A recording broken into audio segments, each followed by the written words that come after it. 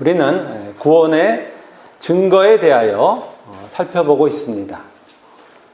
구원의 증거란 신자가 되어서 찾아야 할 최우선적 가치입니다.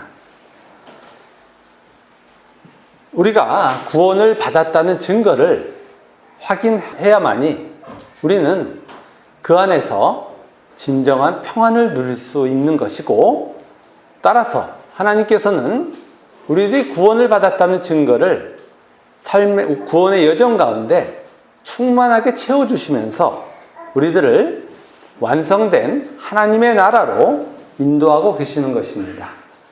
그 구원의 첫 번째 증거는 내주하신 성령 하나님을 통하여 성경의 진리를 아는 것이었고, 두 번째 증거는 자신의 삶을 구원 안에서 해석하는 것이며, 세 번째 증거는 삶의 역할에서 자연인들과 구별되는 모습이 나타나는 것이었습니다. 그리고 네 번째는 하나님 나라에만 존재하는 윤리를 소유한 것입니다. 지난주에 순종을 통하여 하나님 나라에 속한 윤리가 무엇인지를 확인했습니다. 신자는 자연인들이 가진 윤리뿐만 아니라 하나님과의 관계에서 발생하는 윤리를 소유하고 있으며, 하나님과의 관계에 따른 윤리를 최우선적 가치로 여기며 살아가는 것입니다. 자연인들은 알지도 못하는 성경의 수많은 하나님의 명령이 신자인 우리들이 소유한 윤리인 것입니다. 지난주에 순종에 이어서 오늘은 용서라는 신자의 윤리에 대해서도 살펴보겠습니다. 용서의 국어 사전적인 의미는 잘못에 대하여 벌을 주지 않고 너그럽게 이해하는 것, 이렇게 기록되어 있습니다. 또한 용서의 법적 의미는 죄의 원인을 무효화시키는 행위를 말합니다. 따라서 용서는 윤리적인 측면 속에서 바라보면 용서를 하는 자가 용서를 받는 자의 죄에 대한 벌을 무효화시킴으로 발생합니다. 따라서 용서는 이기적 인간의 윤리적 측면 속에서 인간이 원인이 되어 나타날 수 있는 가장 고급한 행위입니다. 신이 되고 싶은 자연인들의 로망이 용서인 겁니다. 그러나 성경에서는 이러한 윤리적 용서를 용서라고 정의하고 있지 않습니다. 하나님 나라의 용서를 잘 설명하고 있는 오늘의 본문 마태복음 18장 21절, 22절을 다시 한번 함께 읽겠습니다. 그때 베드로가 나아가 이르되 주여, 형제가 내게 죄를 범하면 몇 번이나 용서하여 주리이까? 7번까지 하오리이까? 예수께서 이르시되 내게 이르노니 7번뿐 아니라 7번을 70번까지라도 할지니라. 아멘. 베드로가 형제가 내게 죄를 범하면 몇 번이나 용서해야 되나요? 라고 예수님께 물었습니다. 자신이 생각하고 있는 율법의 완전수 7번까지 하면 되는 것이냐고, 자기가 어떻게든 7번까지는 해보겠는데 그러면 되는 것이냐고 예수님께 묻습니다. 이런 베드로의 질문에 예수님께서는 7번을 또 70번까지라도 하라고 말씀합니다. 그러면 용서를 490번 하라는 것일까요? 아니요. 무한히 용서하라는 것입니다. 그러면 인간이 무한히 용서를 할 수 있습니까? 인간은 무한히 용서할 수 없습니다. 그래서 이러한 용서에 대한 우리들의 생각, 세상적 생각을 예수님께서 한 예를 통하여 다르게 설명해 주십니다. 그 예가 마태복음 18장 23절 이하의 사건입니다. 우리 23절부터 34절까지 한 절씩 교독합니다.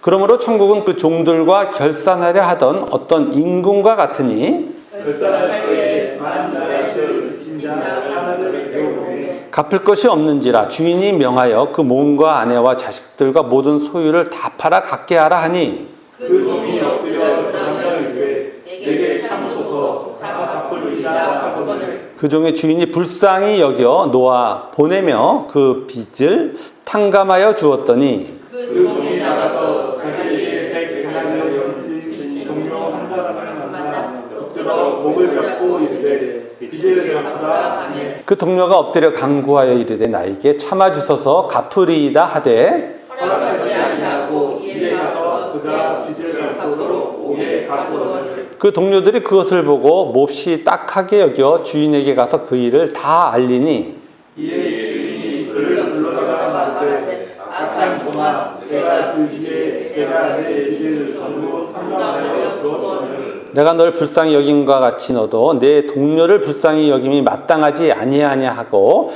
주인이 노하여 그 빚을 다 갚도록 그를 옥졸들에게 넘기니라. 아멘. 어떤 임금이 종들과 결산할 때 10,000달란트 빚진 자의 빚을 탕감해 줍니다.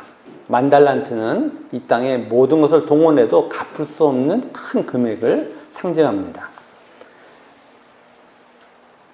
어떤 임금이 이 빚을 어떤 종에게 탕감해 주었는데 탕감받은 종이 나가서 자기에게 100데나리온, 데나리온은 하루 일상입니다. 100일치 급여이기 때문에 언제든지 빚을 갚을 수 있는 적은 돈을 의미합니다. 100데나리온의 빚을 갚지 못한 사람을 만나 그가 그 빚을 갚지 못한다고 하자 옥에 가두어 버립니다.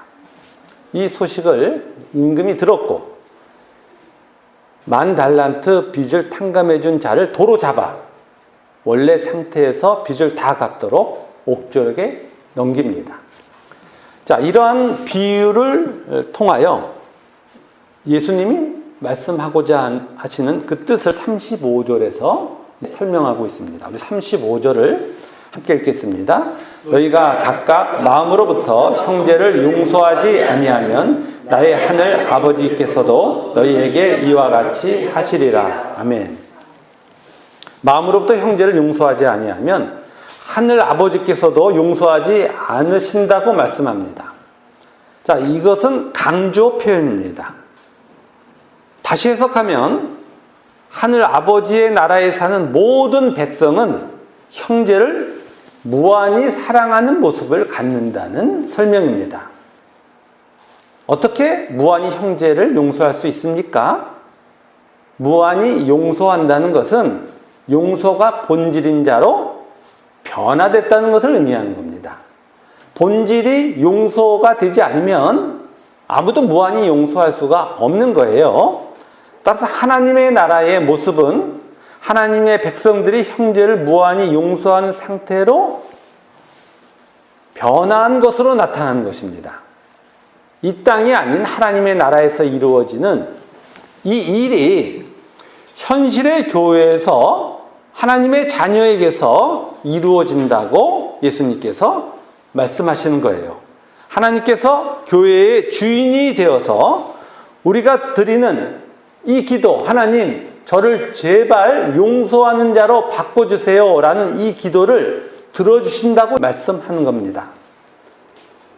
이런 모습이 용서가 본질인 자들만이 모이는 하나님 나라, 그 교회의 모습인 겁니다. 자, 이 모습은 인간의 어떤 의지로도 불가능합니다. 오직 하나님의 사랑과 능력으로 하나님께서 하나님 백성들을 변화시켜 주실 때에만 가능한 것입니다. 용서란 율법을 완성하신 그리스도 안에만 존재하는 것입니다. 율법인 하나님 사랑이 이루어진 자, 그들만이 정죄와 송사를 발생시키는 율법의 윤리적 해석을 안 하는 거예요. 자, 이러한 현상을 구체적으로 살펴보겠습니다. 하나님 나라의 율법을 사랑이라고 합니다. 그 사랑을 하나님이 시작했어요. 신자는 전적으로 타락한 자리에서 구원을 받아 예수 그리스도 안으로 들어옵니다. 그리고 그리스도 안에서 무한한 용서를 받기 시작하는 거예요. 그러면서 예수 그리스도가 원인이 된 사랑의 존재로 조금씩 변해갑니다. 바로 이 일이 교회에서 일어나는 하나님 나라의 모습이에요. 교회 구성원이 됐다라고 하는 것은 사랑의 대상이 됐다, 사랑을 하는 자가 됐다라는 것을 의미하며 이러한 용서가 본질인 자로 변해가는 것입니다. 그러면 어떻게 용서라고 하는 하나님 나라의 용서라는 것이 이루어질 수 있을까?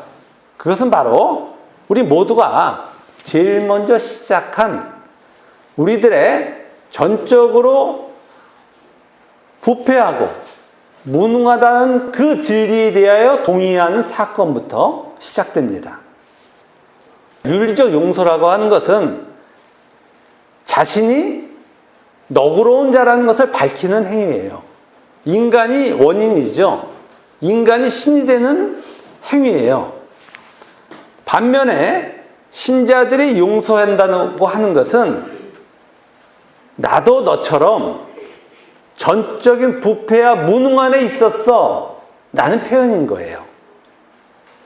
용서를 받아야 될 어떤 자가 아직 그 타락에서 나오지 못한다는 것을 인식하는 거예요. 그것은 하나님 자녀 아니면 아무도 못하는 거예요. 우리 모두 오직 자기뿐만 아는 하나님과 끊어진 상태를 다 경험한 그 지난 날이 있습니다. 그래서 그것이 얼마나 비참한 것인지를 우리는 아는 거예요. 그래서 그 비참에서 아직 나오지 못한 자를 향하여 우리가 어떤 기도가 저절로 나오냐 하면, 하나님, 저분이 제가 예전에 겪었던 그 비참함을 겪고 있어요. 제발 저분을 하나님의 은혜로 구원해 주셔서 용서가 사랑이 본질인 자로 인도해 주세요 라고 기도하게 되는 거예요. 이러한 용서를 해야 된다 하는 것이 훌륭하다 이런 것과 전혀 상관없는 하나님이 만들어주신 용서가 본질인 자로 변해가는 모습이 되는 거예요. 교회에 입시적으로 어떤 갈등이 있을 수 있습니다. 세상은 그 갈등을 어떻게 해결하려고 해요? 그 갈등에 대하여 나는 잘못 없고 네가 잘못 있어를 밝혀서 어떻게든 자신의 정당성을 주장하는 것으로 그 문제를 해결하려고 해요. 설사 그 지인이가 밝혀졌다고 쳐요. 그래서 누가 더 신이 됐다는 것을 증명이 되고 그자가 용서를 하는 방식으로 그 문제가 해결됐다고 해도 이곳에는 온통 신이 되는 인간의 행위뿐이 없는 거예요. 그런데 진리를 소유한 하나님의 백성들은 갈등의 원인을 무엇으로 바라보는 거예요? 인간의 전적 부패와 무능으로 바라보는 거예요. 갈등의 그 원인에 대하여 우리는 모두 다 비참함을 함께 느끼는 거예요. 그리고 이 비참함에서 구원하실 하나님만을 함께 바라보는 것입니다. 이런 모습을 갖는 것을 성경은 용서의 존재가 되었다라고 설명하는 거예요. 허물이 나타날 때 이 허물을 가해자와 피해자라는 쌍방간의 윤리적 관점에서 바라보지 아니하고 인간의 보편적 타락의 관점에서 구원을 바라보는 즉 허물은 사라지고 구원만이 남는 상태가 되는 거예요. 이 모습을 하나님 나라 안에 있는 용서라고 설명하고 있는 거예요. 하나님 나라는 10,000달란트를 빚졌다가 그럼에도 그것을 탕감받았는데 100달란트 자기에게 빚진 자를 옥에 가두는 그런 행위는 존재할 수 없다고 설명하시는 거예요. 예수님이.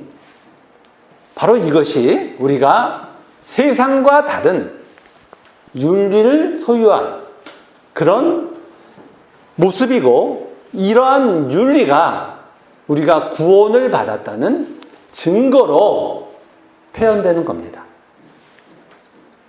이러한 윤리는 세상은 없어요. 우리만 이상하게 그런 인식을 갖고 그런 인식 안에서 타인과 함께하고 있는 거예요. 지난주에 순종도 그랬고 용서도 그렇습니다. 성경에 나온 모든 윤리적 단어들은 전부 세상과 구별되며 오직 하나님 나라 안에 있는 새로운 개념으로 우리들에게 들어온 것이고, 이 윤리는 우리가 구원을 받았다고 하는 명확한 증거로 우리에게 채워지고 있는 것입니다. 이외에도 하나님 나라에는 수많은 윤리들이 있습니다. 살인, 간음, 도둑질, 거짓맹세, 그리고 탐심으로 표현되는 십계명의 이 윤리도 세상에서 정의하고 있는 살인, 간음, 도둑질, 거짓맹세, 탐심이 아니에요. 그것은 하나님 나라 안에만 존재하는 구별된 거룩한 개념이에요. 살인하지 않는 게 뭡니까? 세상에서 존재하지 않는 사랑의 존재가 되었다는 다른 표현인 거예요. 간음하지 않는다는 것도 오직 하나님만을 사랑한다는 것이고, 도둑질하지 않는다는 것도 하나님의 뜻만을 따른다는 것이며, 거짓맹세하지 않는다는 것도 하나님이 허락한 삶의 모든 자리에 순종한다는 것을 의미하는 거예요. 그렇기 때문에 세상의 윤리를 가지고 성경책을 봐봐야 하나님이 무엇을 말씀하시는지를 알 수가 없는 거예요.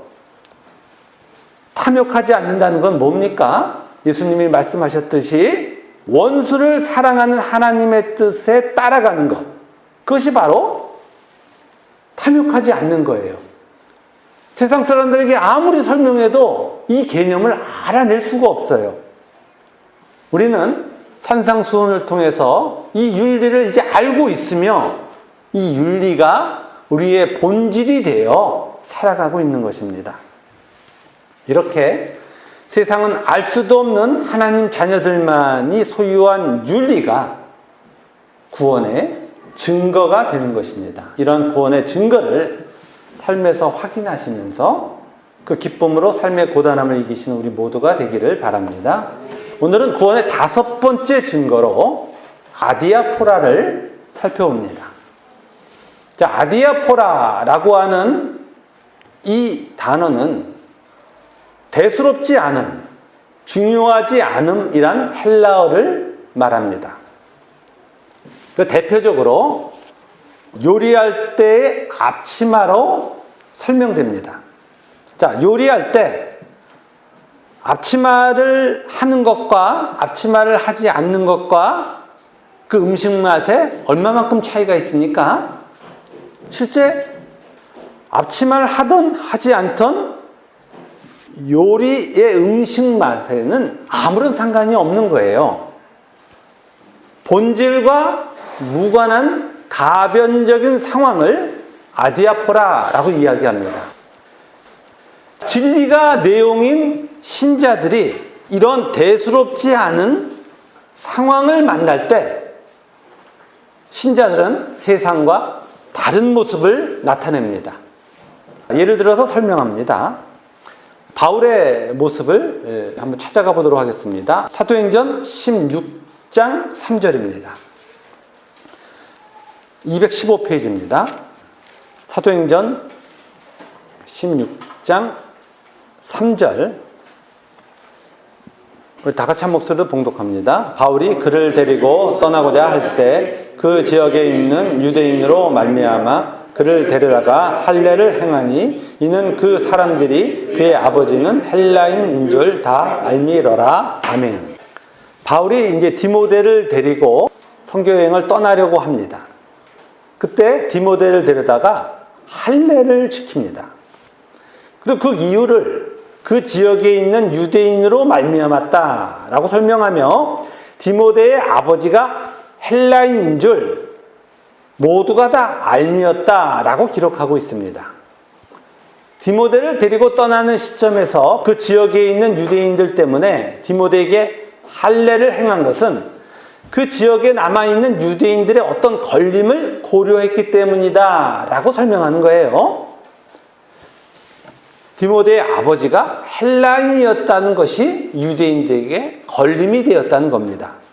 이런 기록과 함께 사도행전 15장 1절의 말씀을 1절, 2절의 말씀을 함께 봉독합니다. 어떤 사람들이 유대로부터 내려와서 형제들을 가르치되 너희가 모세의 법대로 할례를 받지 아니하면 능히 구원을 받지 못하리라 하니 바울 및 바나바와 그들 사이에 적지 아니한 다툼과 변론이 일어난지라. 형제들이 이 문제에 대하여 바울과 바나바와 및 그 중에 몇 사람을 예루살렘에 있는 사도와 장로들에게 보내기로 작정하니라. 아멘. 자, 바울과 바나바는 안디옥 교회에서 모세의 법대로 할례를 받아야 구원을 얻는다고 주장한 어떤 사람들과 지금 큰 다툼과 변론을 행합니다. 이렇게 할례를 받는 것을 바울이 반대하고 있는 거예요. 16장 3절에서는 굳이 할례를 받지 않아도 되는 디모데를 데려다가 할례를 시켰는데 또 15장 1절 이하에서는 할례를 하자고 하는 것에 대하여 결사 반대를 하는 거예요. 어떤 때는 반대하고 어떤 때는 할례를 또 행하는 거예요. 하나님의 은혜로만 채워져야 할 구원의 내용에 율법을 상징하는 할례가 더해져야 된다고 누가 주장하면 우리는 그 할례는 절대로 안 된다고 이야기하는 거예요. 반대로 할례를 행함으로써 복음으로 나오는 어떤 자들의 걸림이 해결될 수 있으면 우리는 또 뭐라고 그러는 거예요? 할례를 행해야 된다고 하는 거예요. 조금 상황을 더 설명드리면 디모데의 어머니는 유대인입니다. 그런데 아버지가 헬라인이에요. 디모데가 복음을 전하려 떠났는데 유대인들의 시선이 부정적인 거예요. 왜냐하면 유대인들은 할례를 받지 않은 디모데를 인정할 수가 없었던 거예요. 이런 유대인들의 부정적 시각을 해결해 주기 위해서 디모데는 할례를 받았고 유대인들은 디모데에게 가졌던 그 이질감이 없어진 거예요. 그래서 루스드라에 남은 유대인들은 복음을 거부하지 않게 되었고 신앙의 길에 정진하게 된 겁니다. 이처럼 디모데 자신의 구원을 위해서는 할례를 행할 필요가 없음에도 여전히 루스드라와 이고디온에 남아있는 유대인들을 위해서 할례를 받은 것이고 반면에 15장 1절 2절에서는 할례를 받아야 된다는 구원에 대하여 할례를 더하려는 자에게는 결사반대를 하는 거예요. 이러한 모습을 아디아포라의 상황 속에서 나타나는 신앙의 모습이라고 성경이 설명하고 있습니다. 하나님의 은혜로 이루어진 구원의 이 모습은 신앙의 연약한 자들을 위해서는 기꺼이 자신의 자유를 제한하는 형태로 나타나는 것입니다.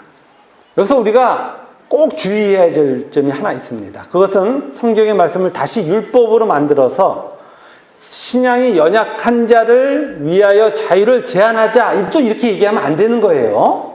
자신의 자유를 제한하면서까지 신앙의 연약한 자를 배려하는 이 일들은 오직 하나님에 의해 배부른 자들의 자발적 행위가 되는 것이고 그것은 오직 기쁨 가운데 나타나는 것이어야 돼요.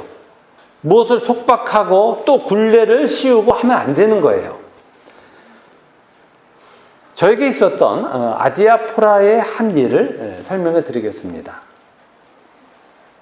찬송에 관한 것인데, 성경에 이제 찬송가 중에는 외국의 찬송가를 번안한 곡들이 많습니다. 근데 이러한 외국의 찬송가를 번안하면서 원곡의 가사와는 달리 우리 찬송가에는 기복적 내용으로, 성경과는 다른 내용으로 번안되진 찬송들이 있습니다. 반면에 찬송가에는 기록되어 있지 않지만 복음송에도 복음의 내용과 일치하는 그런 복음송들이 있습니다. 그래서 저는 예배 시간 때 비록 찬송가에 실려 있더라도 한 번도 안 부르는 찬송이 있어요. 그건 절대 부르면 안 되는 거라서 그래요. 반면에 찬송가가 아닌 어떤 복음송은 또 함께 부릅니다. 이러한 방식으로 제가 예배 시간에 찬송을 불렀어요. 근데 한 분이 저에게 찾아오셔서 예배 시간에는 제발 복음송 부르지 말아달라고 저한테 부탁을 했어요. 그분은 무슨 생각에 사로잡혀 있었냐면 예배 중에는 오직 찬송가에 실린 찬송만을 불러야 된다는 생각을 가졌던 거예요. 그래서 제가 그분이 계시는 동안은 예배 시간에 복음송 안 불렀습니다. 예배 중에 찬송가에 실린 찬송만 불러야 한다고 생각하는 그분의 마음에 걸림돌이 사라져 진정으로 하나님을 만나는 은혜가 있기를 바랬기 때문에 복음송을 이제 안 불렀어요. 옳고 그름을 가지고 신앙은 싸우는 것이 아니에요. 옳음으로 타자 위에 서려고 하는 윤리와 다른 모습이 신자들에게 생기는 거예요. 다른 예를 또 들어드리겠습니다. 교회 안에서 청년들에게 불문율 같은 윤리가 하나 있습니다. 그것은 불신자와는 결혼하면 안 된다는 거예요. 불신자하고 결혼하면 신앙이 없다고 생각하는 거예요. 반드시 신자와 결혼해야 된다. 물론 신자가 되어 신자와 결혼하면 너무 좋습니다. 그런데 배우자로 생각하는 어떤 상대방이 지금 신앙이 없더라도 신앙을 가진 신자의 그 마음속에 상대의 구원을 위해 내가 평생 살아, 하나님, 이 불쌍한 이 사람을 위해서 제가 평생 살아 하나님을 증거하고 싶습니다 라고 생각하고 결혼을 하면 그분이 결혼한 것이 틀린 겁니까? 그렇지 않은 거예요. 그것은 복음의 불모지에 복음을 전하려고 한 선교와 똑같은 행위를 한 거예요. 세상에서 제일 힘든 것이 신앙을 가지고 신앙이 없는 사람과 결혼하는 거예요. 거기 들어가면 모든 삶이 지옥이에요. 너무나 잘하는 거예요. 그런데 그냥 철없는 감정으로 결혼을 하는 것이 아니라 정말 상대가 구원을 받기를 원하는 소망이 내 가슴 속에 가득 찼을 때 상대방이 비록 신앙이 없다 할지라도 결혼한다고 하는 그 사건은 진정한 신자만이 할 수 있는 아디아포라의 또 하나의 상황인 거예요. 지금 제가 극단적인 예를 많이 드는 것은 신자의 삶이 무엇인지 어떻게 구원의 증거가 나타나는지를 우리 모두가 알기를 원해서입니다. 한 예를 더 듭니다. 제가 교제하는 한 목사님에게 이 구원의 증거를 설명해 드렸더니 그 설명을 듣다가 이런 예를 저한테 제시를 합니다. 교회에 어떤 술 취하신 분이 와서 술 냄새 푹푹 풍기고 꼭꼭 소리 내면서 그것도 모든 사람이 다 바라보고 있는 맨 앞자리에 앉아서 예배에 참석해 있다면 그때는 어떻게 할 거냐고 저한테 질문을 했습니다. 그래서 제가 교회 공동체의 믿음에 따라 그 상황은 다르다라고 말씀드렸습니다. 만일 교회 공동체의 믿음의 수준이 장성해서 그 술 취하신 분도 꼭 복음을 들어 구원을 얻기를 위하는 그 마음으로 교회가 가득 차다면 우리 모두 그 술 냄새 풍기면서 예배를 드리는 분이 얼마나 소중하겠어요. 다 같이 기도하는 마음으로 함께 예배를 드리겠죠. 그런데 교회 공동체의 믿음의 수준이 낮은 거예요. 그래서 그 술 취하신 분이 술 냄새 풍기고 꺽꺽 소리 날 때마다 예배를 드릴 수 없는 거예요. 그럼 어떻게 하는 게 맞습니까? 그분을 함께 예배 드릴 수 없으니 나중에 오시라고 우리 회중의 자리에서 나가게 하는 것이 맞는 것입니다. 아디아포라의 기본 전제는 윤리가 아니라는 것을 제가 여러 번 설명드립니다. 그럼 우리 교회 공동체에 이야기를 했어요. 우리는 그래도 믿음이 술 취하신 분이 오면 어쩔 줄은 잘 모르겠는데 우리들은 이미 우리 교회가 천국이라서 아마 1인당 우리 아이들의 비율로 따지면 아마 전국 교회에서 1등일 것 같다. 그래서 아이들 울음소리가 많이 나고 시끄럽다. 그런데 우리 교회 공동체의 수준이 그런 소리에 크게 신경 쓰지 않고 예배 드릴 만큼은 됐다라고 설명합니다. 이와 같은 모습은 하나님이 만들어주시지 않으면 불가능한 겁니다. 아디아포라라고 하는 신앙의 일반적, 그러니까 세상에 대수롭지 않은 그런 상황은 이 세상에 널렸습니다. 그런데 신자는 이 세상에서 살아가는 자연인들과 다른 행동을 계속하기 시작하는 거예요. 그것을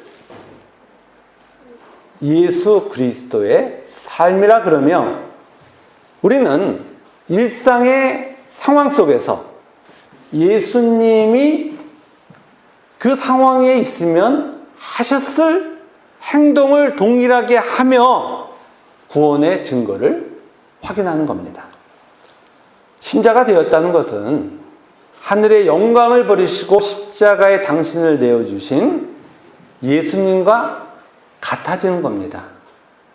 예수님을 그래서 쫓아가게 되어 있는 거예요. 하나님의 나라는 영원한 나라입니다. 그 영원한 나라에서 영원하지 않은 것을 가지고는 들어갈 수가 없어요. 오직 하나님의 자녀의 모습을 가지고서만 들어가는 것이 천국인 거예요. 영원한 하나님의 나라. 우리는 지금 영원하신 하나님 나라의 주인이신 예수님과 같아지는 그 삶으로 변해가고 있는 겁니다. 따라서 예수님이 구원을 위해 자신의 전부를 내어주신 것처럼 신자는 아디아포라의 상황 속에서 예수님과 같이 자신을 내어주는 것으로 구원의 증거를 확인하는 것입니다. 아디아포라를 통한 구원의 증거가 우리의 삶 속에 우리가 자세히 보기만 하면 언제든 보이는 자리에서 나타나고 있다는 것. 그리고 그 구원의 증거를 가지고 나는 하나님 자녀 맞구나 라는 것을 확인하시면서 고단한 이 땅의 삶을, 이 구원의 여정을 이겨나가시는 우리 모두가 되기를 주님의 이름으로 축원합니다. 아멘.